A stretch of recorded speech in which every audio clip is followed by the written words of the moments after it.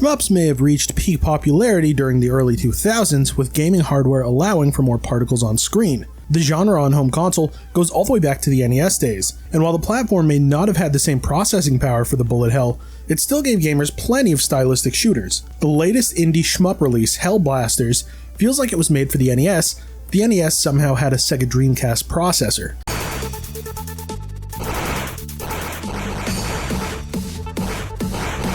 Starring a duo of heroes named Summer and Winter, this is a surprisingly story-heavy game, with its own dedicated story mode filled with dialogue and plenty of animated cutscenes. These cutscenes feature some great pixel artwork and surprisingly clever sense of humor in its writing. This game really does go out of its way to create a lore and setting, and what's even cooler is how, aside from the main story mode, the game's arcade mode has numerous unlockable endings depending on which character you use, the difficulty setting, and even the number of continues. Speaking of difficulty settings, Hell Blasters may just be among the first games to officially include a game journalist difficulty setting. Yes, it's a step below the easiest setting, and yes, I tried it. No, I didn't use it the entire time. Maybe.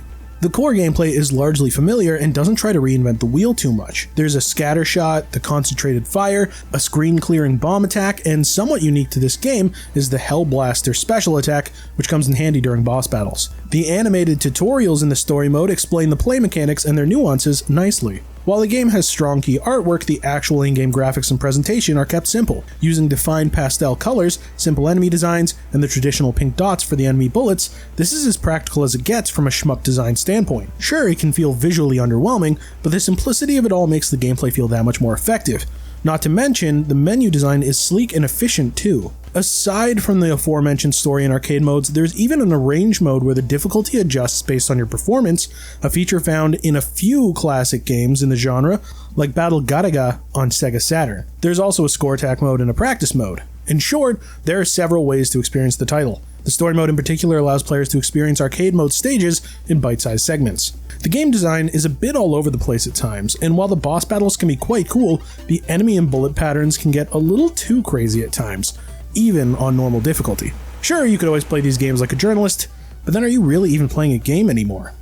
Hell Blasters doesn't reinvent the genre template too much, but it provides a decent enough package for fans of indie shmups. The story mode alone might be worth a look for fans after a classic gaming experience, and it's one area the game does a great job of taking seriously in both presentation and gameplay execution. The core shooting experience itself is nothing too remarkable, but various modes of play and difficulty settings can make this an inexpensive shooter to jump into occasionally, and it works nicely on the go when played on the Nintendo Switch. Noisy Pixel is giving Hell Blasters a 7 out of 10. Thanks for watching. Please be sure to check out the full review at noisypixel.net. Noisy Pixel is run by a group of gamers who work hard to deliver news, reviews, previews, and more. Please subscribe to keep up with all our future content.